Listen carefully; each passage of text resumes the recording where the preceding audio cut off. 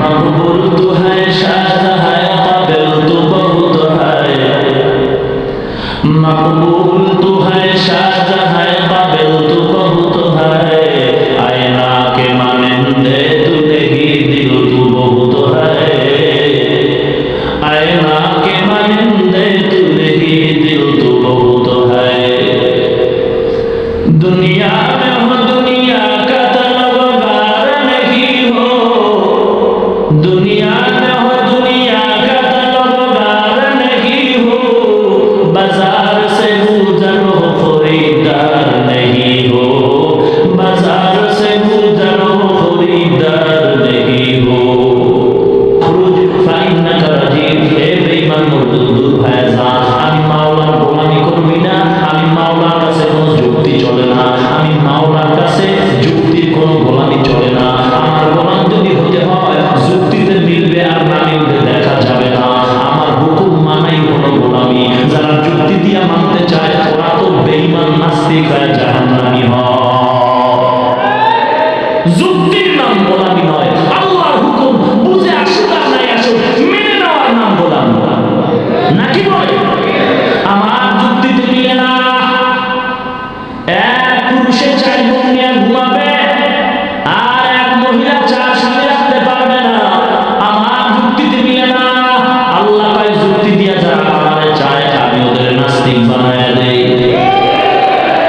আমার দরবারে যুক্তি চলে না এ বেঈমান যারা বলতেছো আল্লাহ তোমার এই কথা যুক্তিতে মিলে না আল্লাহ বলে তোরে আমি চাই না তোর ঠিকানা জাহান্নামে দিয়ে দিলাম যুক্তির নাম আমি মাওলার গোলামি না বরং আমার হুকুম মানার নাম হলো গোলামি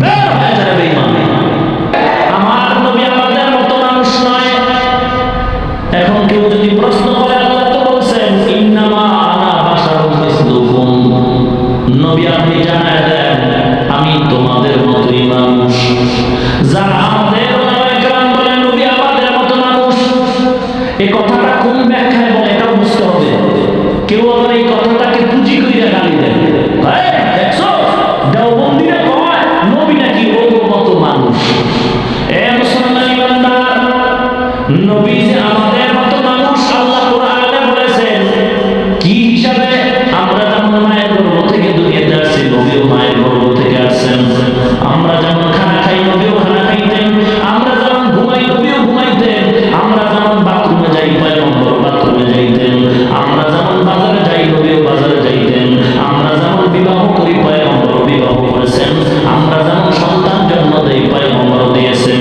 এদিক দিয়ে আমাদের মতো কিন্তু নবীর কাজকর্ম আমাদের মতো নয় নবীর কারুকার্য আমাদের মতো নয় পয়গম্বর বলেন আমি দুনিয়া যাচ্ছি তোমাদের মতো হিসেবে আসছি ঠিক আছে কিন্তু মর্যাদা তোমাদের মতো না মানুষের সন্তান যখন দুনিয়াতে আসে রক্তপাত হয় ব্যথা হয় আমি পয়গম্বর আমেনার গর্ভ থেকে আসলাম আমার ব্যথা পায় না রক্তপাত হয় না কোনো চিহ্ন পাওয়া যায় নাই এমনকি আমি পয়গম্বর শিশুবেলায় কোনোদিন উলঙ্গ হই নাই আমি পয়গম্বর দুনিয়াতে আগমন করেছি খতনাকৃত অবস্থায় আমি পয়গম্বর রাস্তা দিয়ে হাঁটলে দুপাশের গাছ নিয়ে আমার সালাম জানাইতো আমি পয়গম্বর রাস্তার মাঝে যদি বসতাম সূর্যের তাপটা যদি আমার জন্য কষ্টদায়ক হইতো মেঘের খণ্ড আমার মাথা বরফে ছায়া দান করতো আমি নদী যদি কোথাও বসতাম জঙ্গল সাপ আইসা আমার বাতাস করত নবীজি পায়খানা প্রস্রাব করেছে আমাদের মতো কিন্তু তার পায়খানা প্রস্রাবের ব্যবধান কত জানো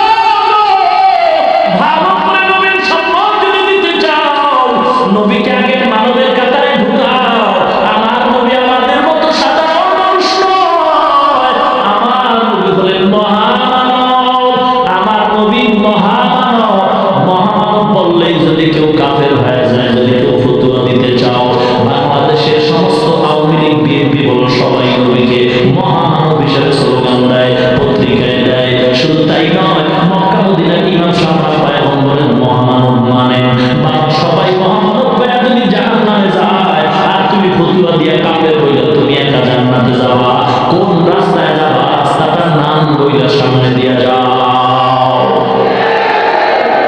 আমার নবী আমাদের মতো মানুষ নয় তার মর্যাদা কত বলে পয়গম্বর বাথরুমে যাইতেন আম্মা জান আয়েশা অপেক্ষায় থাকতেন পানি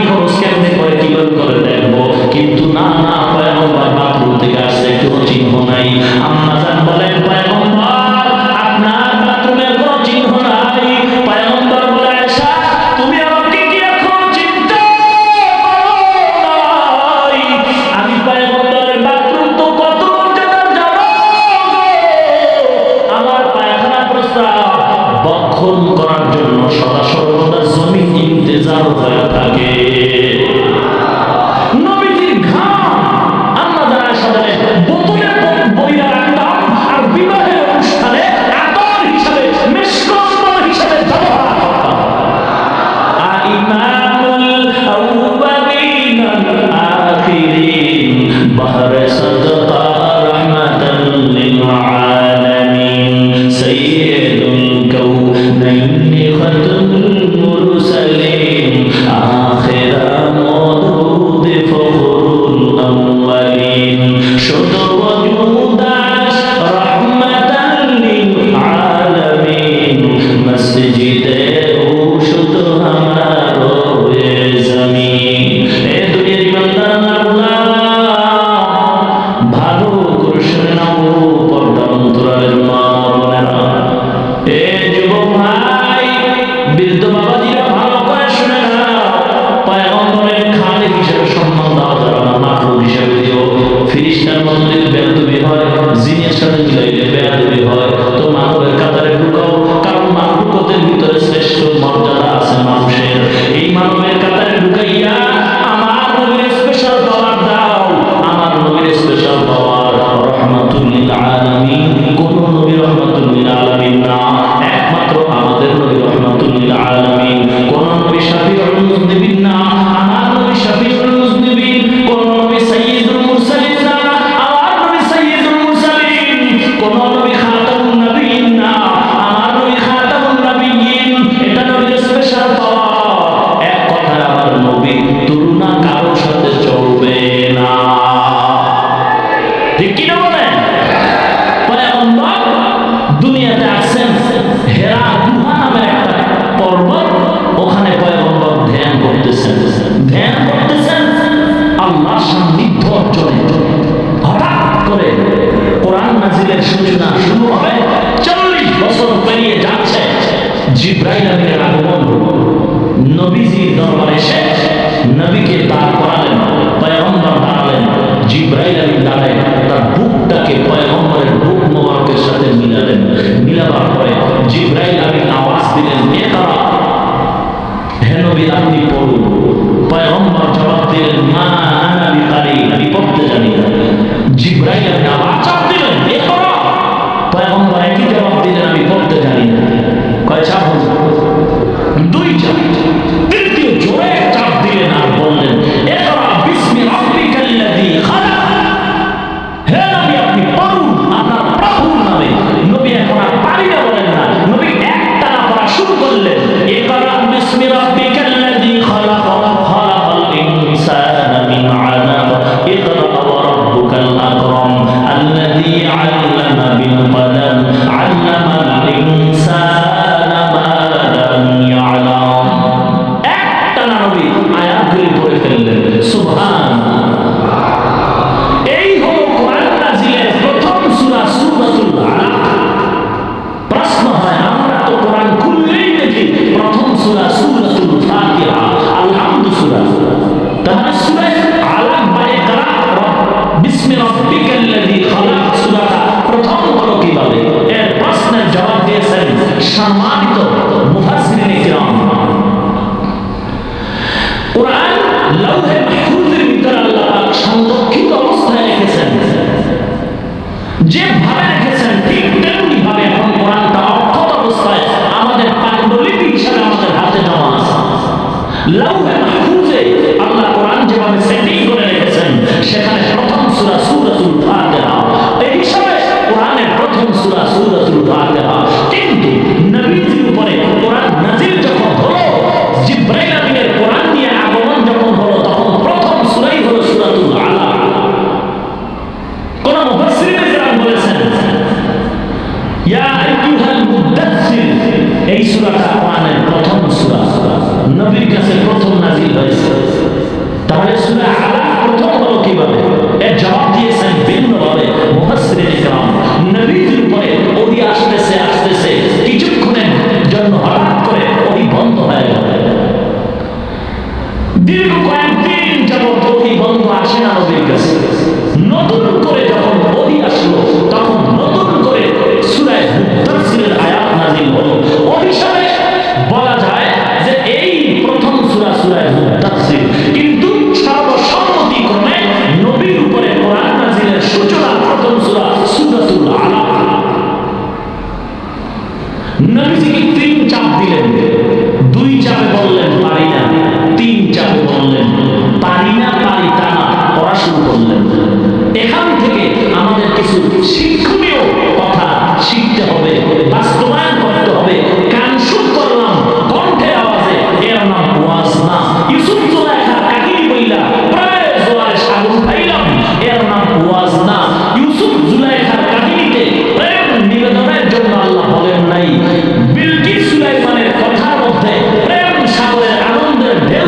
আনেন নাই?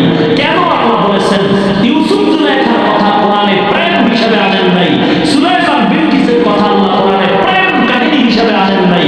এখান থেকে মানুষকে কিছু ঔষধ দিতে চান আল্লাহ। এই ঔষধ গ্রহণ করে সেবন করাই হলো মূল আলোচনার টার্গেট বা উদ্দেশ্য। কিন্তু আফসোস হলো আমাদের সমাজে ইউসুফ জুলাইখার তাফসীর শোনা হয়, বলা হয় আনন্দের যুবকে জোয়ার উঠায় যৌবনের সাগরে, এর থেকে কোনো শিক্ষা গ্রহণ করে না। ইউসুফ জুলাইখার কাহিনী আর বিভিন্ন ঘটনা আর আয়াতের আলোচনা কাংশুকের জন্য নয়। আল্লাহ কেন বলেছেন নবী দুই চাপে পড়লেন না, তৃতীয় চাপে পড়লেন কেন? এর থেকে আমাদের শিক্ষা গ্রহণ করতে হবে। মুফাসসিরিন কেরাম এর শিক্ষা দিয়েছেন, আমরা তা গ্রহণ করব, বাস্তবায়ন করব। শুধু কাংশুক করলে হবে না। ইউসুফ জুলাইখার কথা, বিলকিস আর সুলাইমান নবীর ঘটনা কোরআনে এনেছেন যৌবনের জন্য নয়, বরং বিভিন্ন দিক নির্দেশনা দেওয়ার জন্য, মানব জাতির জীবন সুন্দর করার জন্য যতটা দিক নির্দেশনা আল্লাহ দিয়েছেন, এর ভিতরে প্রধান দিক নির্দেশনা হলো রাজনীতি। কি কি? ইউসুফ জুলাইখার ঘটনা টোটাল রাজনীতি। সুলাইমান বিলকিসের ঘটনা মূল প্রেক্ষাপট রাজনীতি। রাজনীতি আপনি করেন বা না করেন সেটা ব্যক্তিগত ব্যাপার, কিন্তু ইসলামের রাজনীতি নাই যদি বলে এটা বেঈমান হওয়ার ব্যাপার। কথা বুঝাইতে পারলাম? যদি কেউ বলে ইসলামের রাজনীতি নাই, আমি বিনয়ের সাথে তাকে প্রশ্ন করব, তাহলে আপনি বলুন ইসলামটা অপূর্ণাঙ্গ একটা ধর্ম নাকি? বলেন ইসলাম একটা অপূর্ণাঙ্গ ধর্ম? কি বলেন আপনারা? দেশ পরিচালনা সম্পর্কে কোরআনে কোনো থিওরি নাই? তাহলে যারা বলে ইসলামের রাজনীতি নাই মানে কি? ইসলামটা অপূর্ণাঙ্গ একটা ধর্ম? খুব সাবধান কথা বলতে, চিন্তা ভাবনা করে বলতে হবে। কষ্ট হচ্ছে মনে হয়? এবার শুনুন, নবীজি দুই চাপে পড়েন নাই, 3 নাম্বার চাপে পড়লেন কেন? এর জবাবটাই আমার আলোচনার আজকের বিষয়। চলবে কি ইনশাআল্লাহ? কষ্ট হবে না তো? আল্লাহ আপনি আমাদের কবুল করুন। নবী পড়লেন আর পড়লেন না, এখান থেকে মুফাসসিরিন কেরাম বলেন প্রথম দুই চাপে নবী পড়েন নাই, কারণ নবীকে বলা হয় নাই কার নামে পড়ব। তৃতীয় চাপে নবী পড়লেন কেন? বলা হয়েছে তুমি আল্লাহর নামে পড়ো, যে কারণে নবী পড়লেন। প্রথম দুই চাপে পড়েন নাই, কার নামে পড়বো এর বিশ্লেষণ ছিল না, নবী পড়লেন। এখান থেকে মুফাসসিরিন কেরাম সবক দিচ্ছেন পৃথিবীতে যত পড়া আছে সমস্ত পড়া দুই প্রকার। কত প্রকার? দুই প্রকার। একটা হলো আল্লাহর নামের পড়া, আর একটা হলো আল্লাহর নাম ছাড়া পড়া। আল্লাহর নাম ছাড়া পড়া। আল্লাহর নাম ছাড়া পড়াটাকে বলি জাগতিক শিক্ষা, জেনারেল শিক্ষা, দুনিয়ার শিক্ষা, সাধারণ শিক্ষা। আল্লাহর নামের পড়াটাকে আমরা বলি মাদ্রাসা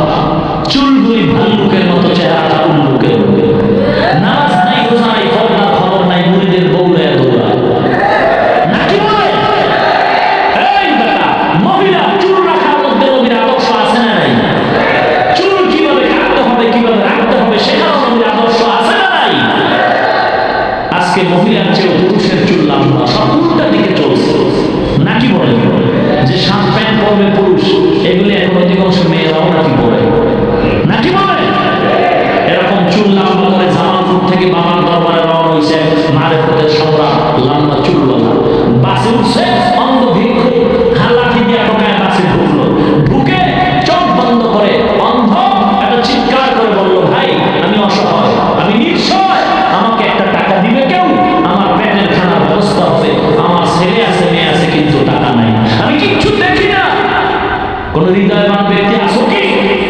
এমিয়া শয়তান কিন্তু সব কাজ শয়তানি না, কিছু গুণও আছে নাকি বলে? বাতিলের সব কাজ ভ্রান্ত নয়, কিছু গুণের কাজও আছে, না এটা টিকতে পারবে না। ওই মারাফতের সংবাদ লম্বা চুলওয়ালা পকেট থেকে টাকা বের করে ভিক্ষুকের হাতে দিল। ভিক্ষুক হাতে টাকা পেয়ে বড্ড খুশি হয়ে গেল। কে দিল? লেডিস নাকি জন্ডিস চিনতেই পারলো না। মাথায় হাত বুলিয়ে দেখলো লম্বা চুলওয়ালা।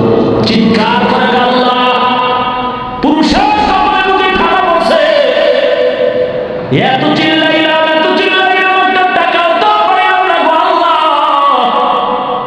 আজ আমার প্রতি এত দয়া, একটা মজার দোয়া করিলাম তার চুলওয়ালার জন্য, পুরুষের খুশি আমার একটা টাকাও দিল না। এসব কৃপণ হয়ে গেছে। আল্লাহর কাছে দোয়া করি, আল্লাহ আমাকে চাওয়া মাত্র যে লম্বা চুলওয়ালা টাকা দান করেছে গো আল্লাহ, আমার দোয়া তুমি তো ফিরাও না।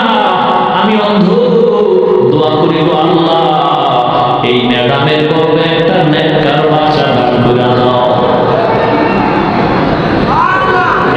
চমৎকার দোয়া।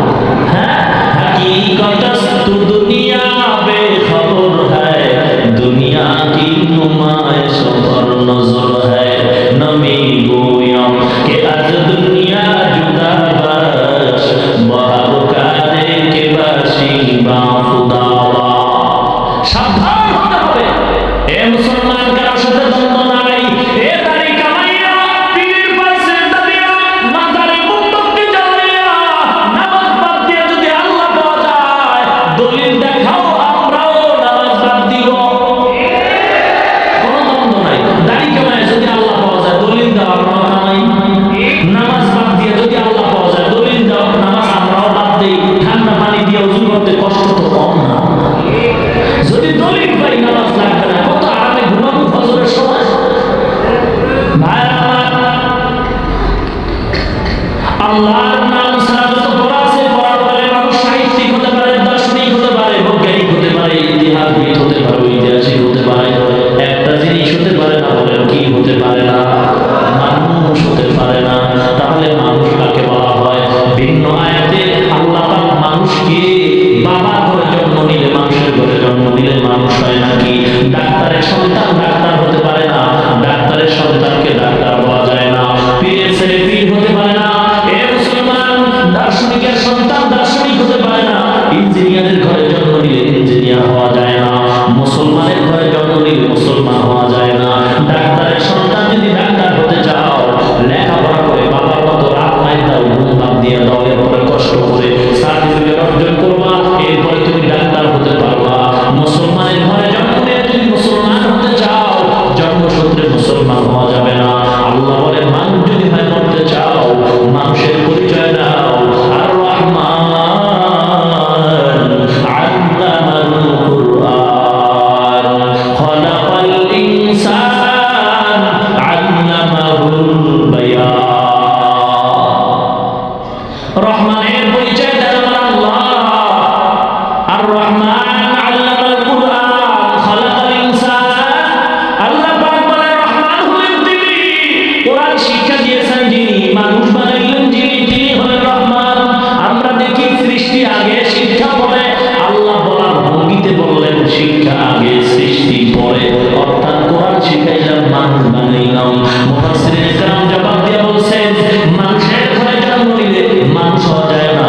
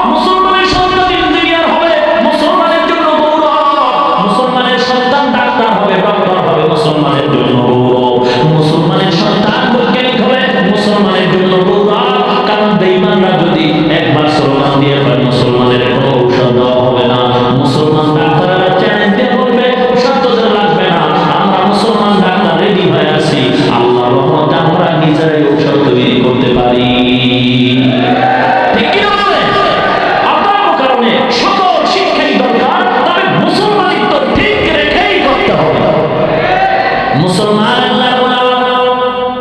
ধর্মীয় শিক্ষাটা বেশি দরকার। স্কুলে পড়ো, কলেজে পড়ো, ভার্সিটিতে পড়ো ভাই, কোরআনের শিক্ষার বিকল্প নাই। কিন্তু কোরআনের শিক্ষা করে আজ পর্যন্ত তো কেউ বেকার নাই। অথচ ডিগ্রি পাস করে কত যুবক ভাই রাস্তায় রাস্তায় হাঁটে আর কান্দে, সার্টিফিকেটটা লয়ে লয়ে কান্দে। আর কি করো, কত রাত ঘুমাই না, কত দিন ঘুমাই না, বাবা ঘুমায় না, মা ঘুমায় না, হোটেল ভাড়া কইরা কইরা মা আমারে পাক কইরা খাইছে পরীক্ষা হবে, পরীক্ষা দেওয়ার জন্য মা ঘুমায় না, কত দোয়া করছে আমার বাবা টাকা নাই, রিক্সা চালায় ভাড়া কইরা আমার লেখাপড়ার টাকা দিছে ডিগ্রি পাসের জন্য। কিন্তু কপালটা কি এত মন্দই হয়ে গেছে, ডিগ্রি ঘরে ঘুমায়, আমার চাকরির খবর নেই। এ যুবক মনে বুঝাও, একই ক্লাসে বিএ পাস করলা, আইএ পাস করলা, মেট্রিক পাস করলা, তুমিও পড়ছো, তোমার ডানে বামে কয়েকটা মেয়েরাও ক্লাস করছে। আজকে মেয়েরা নাম্বার কম পাইয়া ঘুষের টাকা ছাড়া চাকরি পায়, আর তুমি নাম্বার ভালো পাইয়া ঘুষের টাকা দিয়েও চাকরি পাও না। এই যুবক তোমার তো কচু গাছের সাথে গলায় দড়ি দেওয়া দরকার। ঠিক কি না বলো? অথচ সারা দুনিয়া ঘুরে দেখো, এই টুপি মাথায় দিয়ে তো কেউ বেকার ঘুরে না। মাদ্রাসায় পড়ে যদিও বেতন কম, মসজিদ ইমামতি করে যদিও বেতন কম, মসজিদে মুয়াজ্জিন করে যদিও বেতন কম, কিন্তু না খাইয়া কোনোদিন কান্দে না। অল্প টাকাও যদি পায়, টাকার মধ্যে মাওলায় বরকত অনেক বাড়ায় দেয়। ঠিক কি না বলো? গরুতে বাচ্চা দেয় একটা, কুত্তায় দেয় 5টা। কোন ভদ্রলোক কি কুত্তা জবাই করে খাইছে? কথা বল না কেন? খাইবে তো দূরের কথা, কত মানুষ আছে কুত্তা কোলে নেয় ঘুমায়। কুত্তার আরবি হলো কালবুন, কালবুনের জমা হলো কিলাব। কেলাব মানে বহু কুত্তা, কেলাব মানে কি? বহু কুত্তা, কুত্তা সঙ্গ। একাধিক কুত্তা আরবিতে কয় কেলাব, এক কুত্তারে কয় কালবুন। আমেরিকার খবর জানেন না? 2 বাচ্চা নিয়ে মহিলা উঠছে বাসে, বাস দূর যা, বসা সিট নেই, কুত্তা একটা আছে কোলে, বাচ্চা 2টা উঠলো, পেছনে পেছনে কুত্তাটা আছে কোলে, সিট নাই। হঠাৎ একজন পথে নেমে গেল, একজন তাবলীগওয়ালা ভাইজানের খবর, তাজা খবর, মিথ্যা নয়, বলে দেখলাম একজন নেমে গেল, মহিলা সিটের মধ্যে বসে কুত্তাটা লয়ে বসে, বাচ্চা 2টা দাঁড়ায় আছে। কিছুক্ষণ পর পিছনে আর সিট খালি হয়েছে, বাচ্চা 2টা ওই সিটে বসায় দিছে, কিন্তু কুত্তাটারে করে রাখছে, বাচ্চা 2টারে করে রাখে না। মুসলমান আল্লাহ, আর সমাজের অবস্থা বড় করুন। কুত্তাকে জবাই দিয়ে খায় নাকি? বাচ্চা দেয় কয়টা? নিম্নে 5টা। গরুতে দেয় কয়টা? জবাই গরু করে কি না? কথা না? আরে লক্ষ কোটি কোটি কোটি কোটি গরু জবাই হয়। যে মহা পবিত্র আজিম শান ওরস মোবারক, ওখানেই তো গরু জিন্দা জানাজা পড়াইয়া খায় তাবারক, খাইলেই নাকি হয়ে যায় মোবারক। হ্যাঁ, কি দুঃখ, কি দুঃখ। আপন মা বাবা বছরে সন্তানের থেকে 5 কেজি গোশত পায় না রে বাবা, অথচ লক্ষ টাকা ব্যয় করে বাবা দরবারে গরু নিয়ে যায়। ঠিক কি না বলো? আর কি অহংকার, এই গত বছরও নাকি বাবার দরবারে 63,000 গরু হয়েছে। হ্যাঁ, কি চমৎকার বয়ান রে ভাইরা। গরু লক্ষ কোটি কোটি গরু জবাই হয়, বাচ্চা দেয় একটা, কুত্তা দেয় 5টা, কেউ জবাই করে না। বিচক্ষণ বেরেন দিয়া বলেন বাংলাদেশে কুত্তা বেশি না গরু বেশি? কি ব্যাপার, কি ব্যাপার, কি ব্যাপার? জবাব হলো হালালের মধ্যে বরকত, সম্মান থাকবে না। মুসলমান জিন জাতির সাথে যদি মিলানো হয় সম্মান থাকবে না, বেয়াদবি হবে। কারণ আল্লাহর আদালতে নূরের তৈরি ফেরেশতার দামের চেয়ে মাটির তৈরি মানবের দাম অনেক বেশি। আল্লাহর আদালতে আগুনের তৈরি শয়তানের চেয়ে, জিনের চেয়ে আল্লাহর আদালতে মাটির তৈরি মানবের দাম বেশি। আল্লাহ পাক বলেন, ওয়া ইয কুলনা লিল মালাইকাতি ইসজুদু লি আদম ফাসাজাদু ইল্লা ইবলিস আবা ওয়াস্তাকবারা ওয়া কানা মিনাল কাফিরিন।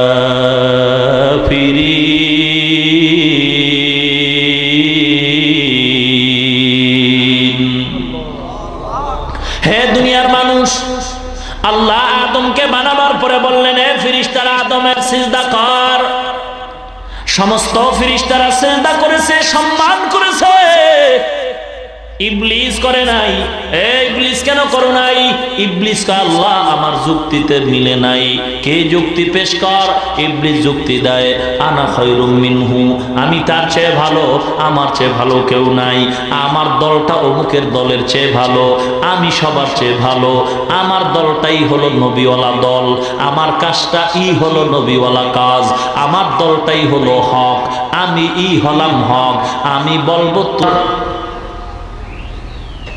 বিশাল ওয়াজ মাহফিলে উপস্থিত মুহতারাম সম্মানিত সভাপতি, প্রধান অতিথি, বিশেষ অতিথি, মুআজ্জাজ মুকাররম হযরত উলামায়ে কেরাম, দূর দূরান্ত থেকে আগত আল্লাহ পাকের আশিকিন, জাকিরিন, শাকিরিন, মুহিব্বিন, মুরব্বিয়ান আওয়াম, কলিজার টুকরা আমার সমবয়সী যুবক বন্ধুগণ, স্নেহের ছোট ভাই, পর্দার অন্তরালে অবস্থানরতা শ্রদ্ধা সম্মানিতা মা ও বোনেরা, মহান স্রষ্টা দয়াময় আল্লাহ সুবহানাহু ওয়া তাআলার দরবারে লাখো কোটি শুকর ও সুজুদ।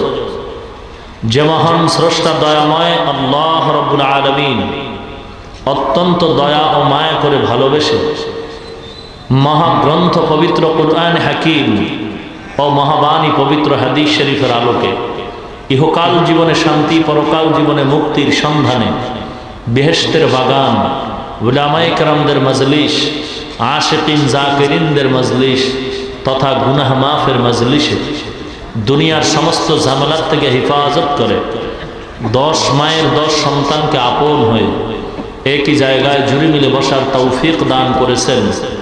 এজন্য রব্বুল আলামিনের দরবারে শুকর আদায়ার্থে মুসলমান হিসেবে ঈমানের আওয়াজকে উঁচু করে এক আওয়াজে উচ্চ কণ্ঠে সকলেই কালিমাত শুকর উচ্চারণ করি, আলহামদুলিল্লাহ।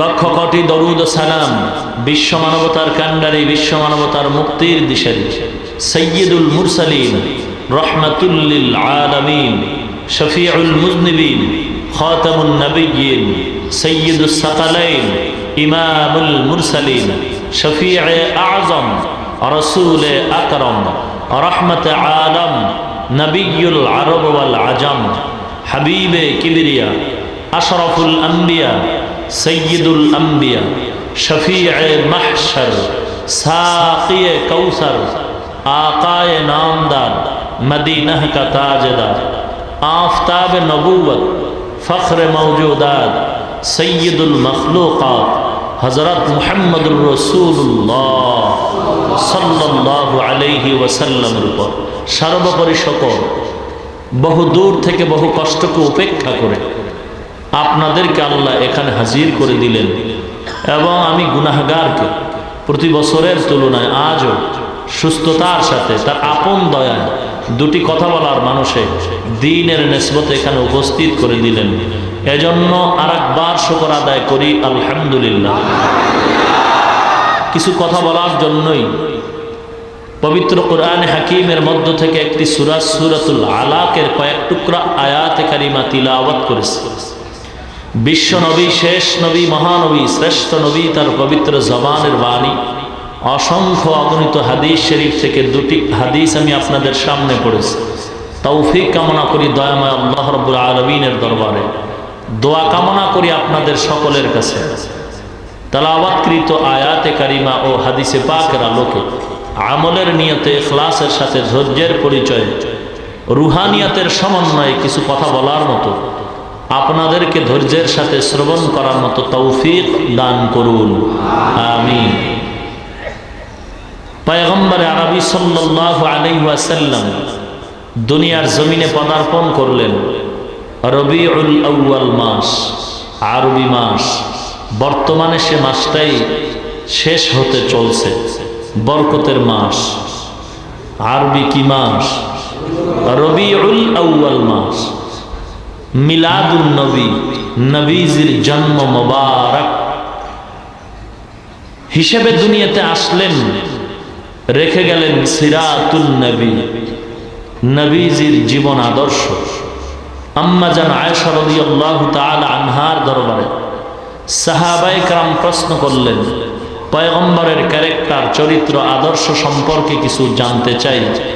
পয়গম্বরের সাহাবা আম্মা জান আয়েশা রাদিয়াল্লাহু তাআলা আনহার দরবারে প্রশ্ন করার পরে পাল্টা প্রশ্ন আসলো, হে সাহাবায়ে কেরাম, আফা তাকরাউনাল কুরআন, তোমরা কি কোরআন হাকিম তিলাওয়াত করো না?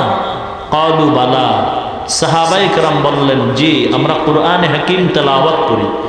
আম্মা জান আয়েশা রাদিয়াল্লাহু তাআলা আনহা বললেন, কোরআন যা, নবীজির চরিত্র বা আদর্শই তা।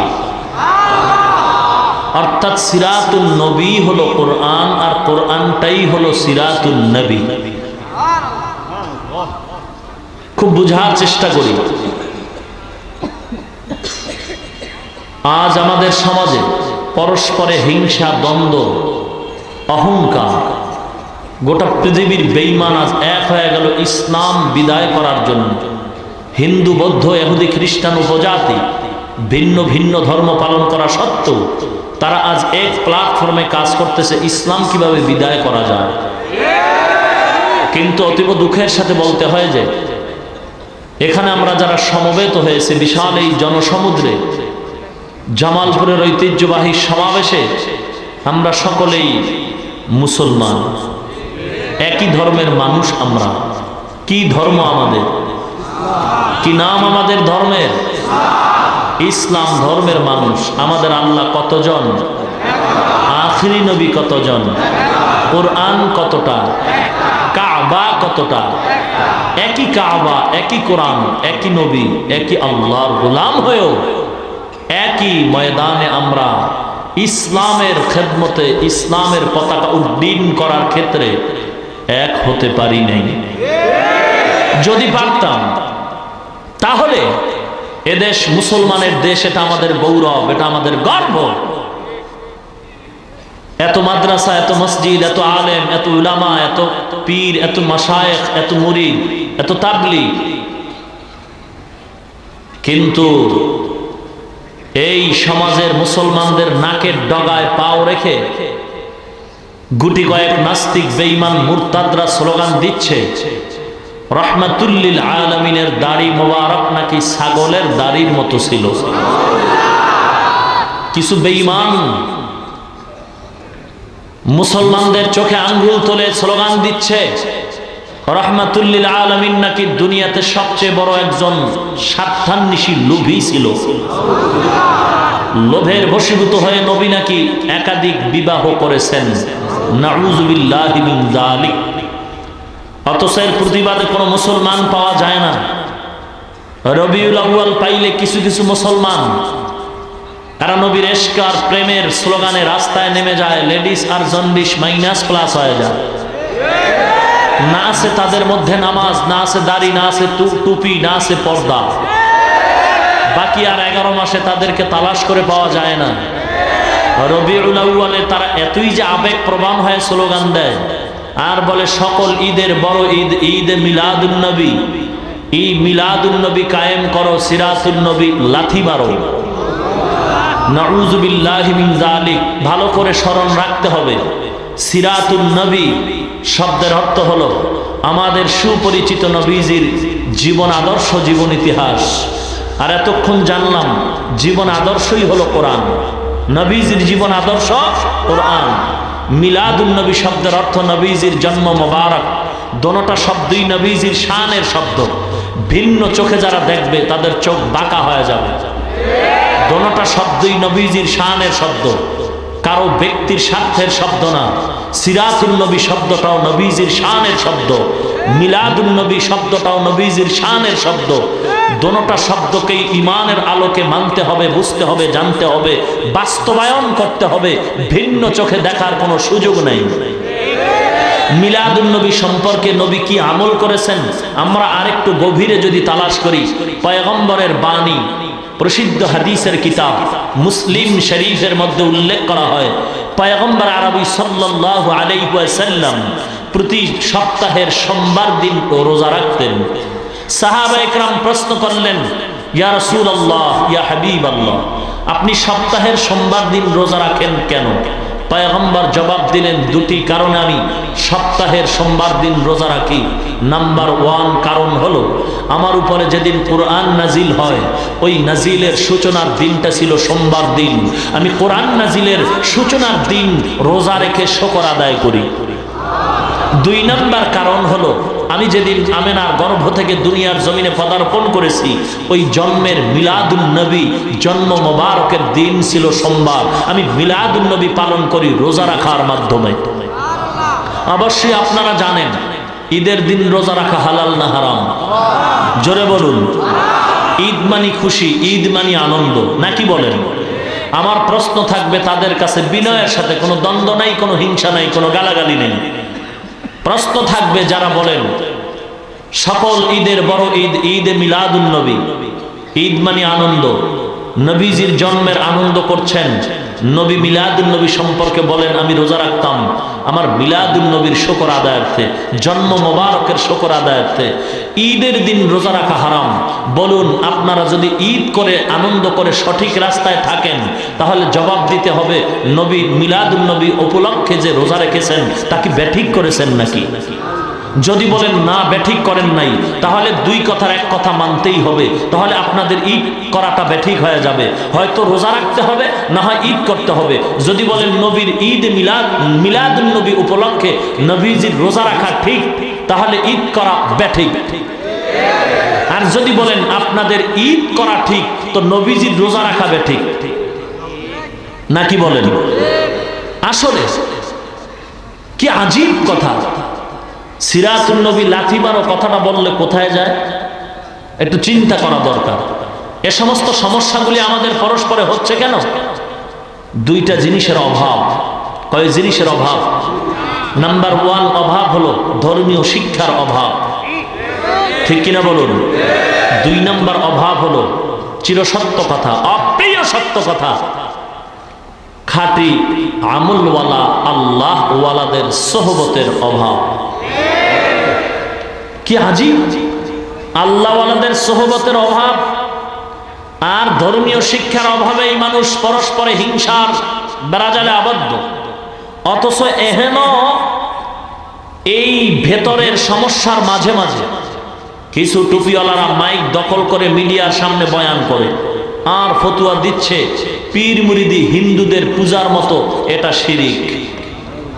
শুধু এতটুকুই নয়, তারা বলেন মাযহাব বলতে কিচ্ছু নাই, কোনো ইমাম মানার দরকার নাই, ইমামে আজম আবু হানিফা নাকি একজন মুনাফিক। আমি বলবো তারাই মনে হয় হতে পারে মুনাফিক। আর পীর মুরিদি শিরিক বলে, তাও সাধারণ মানুষের সামনে। আমি নিরপেক্ষভাবে সাধারণ মানুষের কাছে আমি বিচার দিতে চাই। পীর মুরিদি যারা করেন, পাক ভারত উপমহাদেশের জমিনে হাদিসের ক্লাসের উদ্বোধন যিনি করেছেন শাহ ওয়ালিউল্লাহ মুহাদ্দিসে দেহলভী রহমাতুল্লাহ আলাইহি, শাহ আব্দুল আজিজ মুহাদ্দিসে দেহলভী রহমাতুল্লাহ আলাইহি, এরা সকলেই ছিলেন একজন হক্কানি আধ্যাত্মিক জগতের পীর। তারা কি শিরিক করেছেন? অথচ তুমি যেই মৌলবী মিডিয়াতে স্লোগান দাও, ফতুয়া দাও, তুমিও তো তাদের থেকে হাদিস পাইছো। আসলে এগুলি সব হিংসার জবাব। দ্বিতীয় কথা হলো নিরপেক্ষ কথা, যদি জায়েজ নাই হয়, যারা করে তাদের পক্ষে দলিল আছে না নাই? যারা পীর মুরিদির বিরুদ্ধে কথা বলে তারাও দলিল পেশ করতে চায়, নাকি বলে? আমার টোটাল নিরপেক্ষ কথা হলো সাধারণ মানুষের সামনে তুমি মাইকে ফতুয়া দিলা, কি লাভ হবে? কোরআন হাদিস অনুযায়ী যদি হারাম হয় আর যদি হালাল হয়, এগুলি বুঝবে ওলামায়ে কেরাম, নাকি বলেন? তাহলে আপোষে মিষ্টির দাওয়াত দিয়ে হাসি মুখে এই জায়েজ না জায়েজের মাসআলাগুলি সমাধান হবে গোপন বৈঠকে, সাধারণ মানুষের সামনে। এমন কোন কথা আলেম হিসেবে বলা যাবে না যে কথার পেছে পড়ে সাধারণ মানুষ আলেমদের প্রতি খারাপ ধারণা করে, আলেম থেকে দূরে সরে যায়, আলেম মানুষগুলি ডিভাইড হয়ে যায়। সাধারণ মানুষের সামনে কথা বলতে হবে বিতর্ক মুক্ত কথা, মানুষগুলি যেন আলেমদের প্রতি আকৃষ্ট হয়, আমলের প্রতি আগ্রহ হয়, এমন কথা বলতে হবে। আর বিতর্কিত কথাগুলো কোরআন হাদিসের কষ্টি পাথরে আলেমদের মজলিসে গোপনে সমাধান করতে হবে। কিন্তু যারা এই পদ্ধতি অবলম্বন না করে সাধারণ মানুষের সামনে বিতর্কিত কথা বলে মানুষগুলিকে ডিভাইড করতেছে, আমার মনে হয় হয়তো তারা মূর্খ, না হয় তারা ইহুদির দালাল।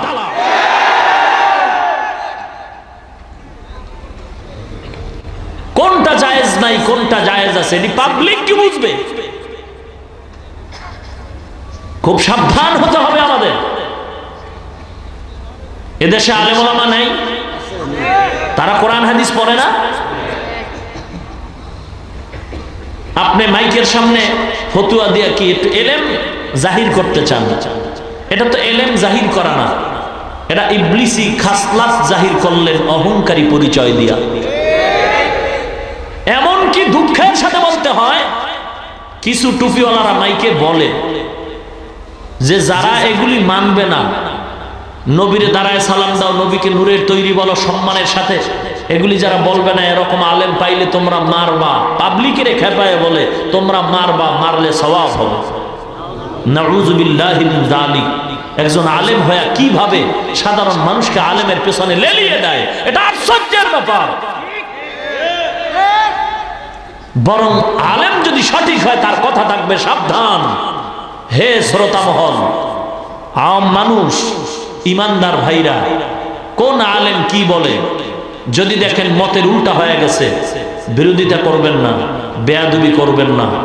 তিনি যদি ভুল করেন আল্লাহ বিচার করবেন, আপনার রাস্তায় আপনি চলবেন, কিন্তু আপনার কোনো আচরণে যেন আলেমের মনে কষ্ট না যায়, এটাই থাকবে একজন সঠিক আলেমের সমাধানের কথা। আজ নবীর সম্মান দিয়া টোটকা রবারের মতো টানাটানি শুরু হয়ে গেছে সমাজের ভিতরে। দাঁড়াইয়া নবীরে সালাম না দিলে সে কাফের হয়ে যায়, কাফের কাফের বলে ফতুয়া দেয়। নবীকে নূরের তৈরি না বললে কাফের হয়ে যায়। আরে মিয়া, তুমি কাফের বলে গালি দাও কাকে? কোন মুমিনকে গালি দেওয়া তো হারাম। যদি বলো মুমিন না কাফের, কাফেরকেও তো কাফের বলে গালি দেওয়া নবী নিষেধ করেছেন, কারণ হতে পারে কালেমা পড়ে মুসলমান হয়ে যাবে। গালি দিলে যদি নবীর ইতিহাস দিকে তাকাও না, টোটাল ইতিহাসে দেখো নবী কোনোদিন কাউকে গালি দিছেন কিনা। নবী যদি গালিকে অস্ত্র বানাইতেন হেদায়েতে, তাহলে মক্কা বিজয় হতো না, মদিনা স্বর্ণের মদিনা হতো না। বরং নবী গালি শুনেছেন, কোনো প্রতিবাদ করেন নাই। আর গালি দিয়া কোনোদিন কাউকে আপন করা যায় না, বরং বন্ধু আর দুশ্মন হয়ে যায়। অতএব কারণে আমি সিদ্ধান্ত করে বলতে চাই, আমাদের সমাজে যারা আখিরি নবীর উম্মত, তাদের সাথে কোনো দ্বন্দ্ব নাই, কোনো হিংসা নাই, কোনো গালাগালি নাই। বরং আমলের ত্রুটি যদি থাকে তাকে দুশ্মন ভাবা যাবে না, তাকে আরো আপন করে নিতে হবে। এজন্য আমি বলি কি ভাই, সমাজের আওয়ামী লীগের লোক ভাইজান যারা আছেন এরাও আমাদের বন্ধু নাকি দুশ্মন? বিএনপি যারা করেন এরাও আমাদের বন্ধু। যে যেই দল করতে পারেন সেটা ব্যক্তিগত ব্যাপার, কিন্তু নবীর উম্মত হিসেবে আমাদের সকলেই বন্ধু। কারণ ঠিক কিনা বলেন? এখন বলবেন তাহলে আমলের আকীদাগত ভেজালগুলি, আমি বলবো এগুলি সমাধান যদি করতে চান, কাউকে দুশ্মন ভাবা যাবে না, দূরে সরানো যাবে না, হিংসা করা যাবে না, গালি দেওয়া যাবে না, বরং বুকের সাথে বুক লাগাইয়া ইখলাসের বয়ান করতে হবে, হেদায়েতের দোয়া করতে হবে। আজ নয় কাল নবীর আদর্শের কথার মাধ্যমেই এই বেআমলওয়ালা লোকগুলি ইনশাআল্লাহ কোনো একদিন আমার সুন্দর ব্যবহারের কারণে আমলওয়ালা হয়ে যাবে। নাকি বলেন? কাউকে দুশ্মন ভাবার সুযোগ নাই, কাউকে গালি দেওয়ার সুযোগ নাই। গালি দেওয়া এটা নবীর আদর্শের কাজ না। নবীদের সম্মান আল্লাহ দিয়েছেন কিনা? কথা বলুন, আল্লাহ দিয়েছেন কিনা? আল্লাহর সমান দিয়েছেন? আল্লাহর উপরে? কথা বলুন। নবীজির সম্মান আল্লাহর উপরে? আল্লাহ সমান নাকি নিচে? কতটুকু নিচে এর মাপকাঠি আল্লাহ কোরআনে দিয়েছেন কিনা? কথা বলুন। তাহলে এরপরও যারা নবীকে টিভির বক্তার সাথে তুলনা দেয়, বুঝতে হবে তারা ধর্মীয় শিক্ষার অভাবেই মহা ক্যান্সারে আক্রান্ত হয়ে আছে। ঠিক কিনা বলুন? ধর্মীয় শিক্ষা আর এক অভাব হলো খাঁটি আল্লাহওয়ালাদের সোহবতের অভাব। আমি চ্যালেঞ্জ করে বলি, আপনারা পরীক্ষা করে দেখুন, যারা পীর মুরিদির বিরোধিতা করে, যারা পীর মুরিদি পছন্দ করে না, এ সমস্ত টুপিওয়ালাদের তালাশ করুন। এদের উপরে যতটা আমল দেখেন সব অহংকারে ভরা, ভেতরের আমলের মোটেও খবর নাই। কিন্তু পীরের নামে যদি উল্টো পাল্টা কেউ করে, এটার বিরোধিতা করে, তাও গালাগালির মাধ্যমে না, আপোষে করতে হবে। যেমন নামাজ নাই, রোজা নাই, দাড়ি নাই, টুপি নাই, বিশাল গেট লাগায়, সাইনবোর্ড লাগায়, অলিকুল শিরোমণি, মাহবুবে সুবহানি, কুতুবে রব্বানি, সারা শরীর মোবারকে চুলকানি। আছে না নাই? কি আজীব ব্যাপার! কোন আল্লাহওয়ালা তো অপচয় খরচ করতে পারে না। ঠিক কিনা বলুন? গোটা বাংলাদেশের অলিতে গলিতে গেট সাজাইছে বাবার নামে, নাকি বলেন? আল্লাহওয়ালারা তো কোনো অপচয় খরচ করতে পারে না, পারে? অথচ আমার দেশের কত গরিব শীতের মধ্যে পোশাক কেনার টাকা পায় না, কত রোগী হসপিটালে ঔষধ কেনার টাকা পায় না, অথচ রাস্তায় গেট সাজায়া বেহুদা টাকা খরচ করে, অনর্থক অপচয় করে টাকাগুলি আটকায় রাখছে, নাকি বলেন?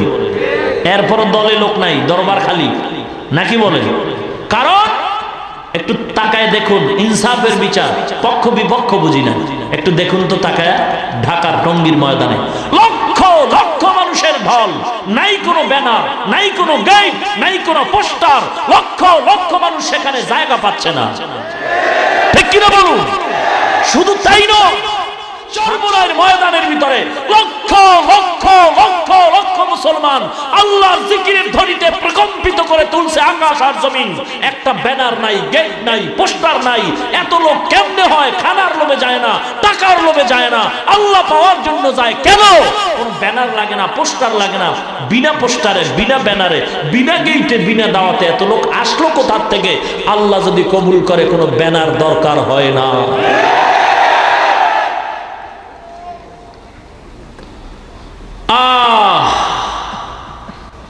আল্লাহ আমাদের বুঝার তৌফিক দান করুন। মকবুল তু হ্যায় শাহজাহাঁ, কাবিল তু বহুত হ্যায়। মকবুল তু হ্যায় শাহজাহাঁ, কাবিল তু বহুত হ্যায়। আয়না কে মানিন্দে তু নেহি, দিল তু বহুত হ্যায়। আয়না কে মানিন্দে তু নেহি, দিল তু বহুত হ্যায়। दुनिया में हो दुनिया का तलबगार नहीं हो, दुनिया में हो दुनिया का तलबगार नहीं हो। बाजार से गुजर हो खरीदार नहीं हो, बाजार से गुजर हो खरीदार नहीं हो। दुनियार ईमानदार अल्लाहर गुलाम, আমরা সবাই আল্লাহর সৃষ্টি নাকি স্রষ্টা? আর স্রষ্টা কয়জন? খালেক কয়জন? নাম কি? আরো জোরে বলুন। আল্লাহ কয়জন? আল্লাহ হলেন খালেক, আল্লাহ হলেন স্রষ্টা। বাকি সব খালেক নাকি মাখলুক? পয়গম্বর খালেক নাকি মাখলুক? এ কথা একমত হতে হবে, বুঝে উত্তর দিবেন সবাই। নবীজি স্রষ্টা নাকি সৃষ্টি? নবীজিকে কে বানাইছেন? নবীজিকে নবুয়তি দান কে করেছেন? নবীজি সেজদা কাকে করেছেন? নবীজি যা চাইতেন কার কাছে চাইতেন? বলুন, খালেক কয়জন? কি নাম তার? নবীজি কি খালেক নাকি মাখলুক? এই কথা আগে একমত হতে হবে। নবীর সম্মান দিতে হলে নবী কি খালেক নাকি মাখলুক? খালেক কয়জন? নবীকে সম্মান আল্লাহ দিয়েছেন কিনা? কি হিসাবে দিয়েছেন? খালেক হিসাবে না মাখলুক হিসাবে? ভালো করে জবাব দিতে হবে। নবীদের সম্মান আল্লাহ দিয়েছেন, আমরাও দিতে চাই। খালেক হিসাবে নাকি মাখলুক হিসাবে? যদি মাখলুক হিসেবে দিতে চান তাহলে জিন জাতি এক মাখলুক, ফিরিস্তা এক মাখলুক, মানব জাতি এক মাখলুক। আল্লাহ ছাড়া যত মাখলুক আছে এই মাখলুকতের ভিতরে আপনারা অবশ্যই জানেন। বলুন শ্রেষ্ঠ মাখলুকত কারা? জোরে বলুন। আল্লাহ কোরআনে তার বয়ান করতেছেন, ওয়ালাকাদ কাররামনা বানি আদম ওয়া হামালনাহুম ফিল বাররি ওয়াল বাহরি ওয়া রাযাকনাহুম মিনাত তাইয়্যিবাত ওয়া ফাদ্দালনাহুম আলা কাসীরিন মিম্মান খালাকনা তাফদীলা। देखो जा कुरानों में आए मोहतरम मुस्तफा की उम्मती खैरुल उम्म। देखो जा कुरानों में आए मोहतरम मुस्तफा की उम्मती खैरुल उम्म। আল্লাহ বলেন কি আর মানুষ বুঝেন কি? হে আল্লাহর গোলাম, রাহমাতুল লিল আলামিনের শ্রেষ্ঠত্ব যদি বর্ণনা করতে চাও আগে সিদ্ধান্তে বুঝতে হবে খালেক হলেন একজন আমার আল্লাহ, বাকি সব হলেন মাখলুক। আমাদের নবীরাও মাখলুক, আমাদের আখিরি নবীও মাখলুক। মাখলুক হিসাবে যদি নবীর সম্মান দিতে চাও তাহলে জিনের মতো সম্মান নাকি বলুন ফেরেশতার মতো? ভালো করে মনে রাখেন, নবীজিকে খালেক হিসেবে সম্মান দেওয়ার সুযোগ নাই, কারণ আল্লাহর সাথে কোনো শরীক নাই। আল্লাহ হলেন একক এক আল্লাহ, লা শারীকা লাহ। আল্লাহুস সামাদ, আল্লাহ বেনিয়াজ। কারো কাছে আল্লাহ মুখাফিক কি নন, বরং সব মাখলুকাত আল্লাহর দরবারে মুখাফিক কি। আল্লাহ একজন, তার সমকক্ষ কেউ নাই। নবীকে যদি সম্মান দিতে চাও আল্লাহর উপরে উঠানো যাবে না, শিরিক হয়ে যাবে। আল্লাহর সমান মনে করা যাবে না, শিরিক হয়ে যাবে। নিচে নামাইয়া মাখলুক হিসেবে যদি নবীর সম্মান দাও ফেরেশতার সাথে মিলাইলে বেয়াদবি হবে, সম্মান থাকবে না। মুসলমান জিন জাতির সাথে যদি মিলানো হয় সম্মান থাকবে না, বেয়াদবি হবে। কারণ আল্লাহর আদালতে নূরের তৈরি ফেরেশতার দামের চেয়ে মাটির তৈরি মানবের দাম অনেক বেশি। আল্লাহর আদালতে আগুনের তৈরি শয়তানের চেয়ে, জিনের চেয়ে আল্লাহর আদালতে মাটির তৈরি মানবের দাম বেশি। আল্লাহ পাক বলেন, ওয়া ইয কুলনা লিল মালাইকাতি ইসজুদু লি আদম ফাসাজাদু ইল্লা ইবলিস আবা ওয়াস্তাকবারা ওয়া কানা মিনাল কাফিরিন।